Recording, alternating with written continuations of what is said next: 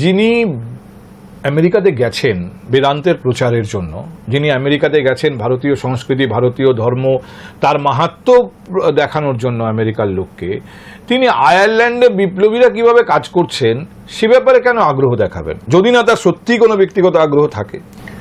আমি যেটা বললাম যে ভারতবর্ষে থাকাকালীনই ওনার কিন্তু একটা বিপ্লবীদের সঙ্গে যোগাযোগ ছিল। কারণ মনে রাখতে হবে, ভূপেন্দ্রনাথ দত্ত খুব ছোট মাপের বিপ্লবী কিন্তু সেই সময়ও ছিলেন না। এই যে সেই সময়কার গোপন বিপ্লবী সংগঠনগুলোর সঙ্গে ওনার কত ব্যাপক যোগাযোগ ছিল সেই সমস্ত ইতিহাস হাওড়ার আন্দুল গ্রামে গেলে জানতে পারা যায়। আন্দুল গ্রামে ওনার ছিল মূল অ্যাক্টিভিটির জায়গা, যেখানে রাসবিহারী বসুরও আড্ডা ছিল, যেখান থেকে রাসবিহারী বসু ওই আন্দুল গ্রাম থেকেই কিন্তু জাপান পালিয়ে যান অ্যারেস্ট হওয়ার আগে। সুতরাং সেই বাড়ির বড় ছেলে স্বামী বিবেকানন্দ, মানে নরেন্দ্রনাথ, তখন তার যোগাযোগ থাকবে না এটা ভাবাই যায় না।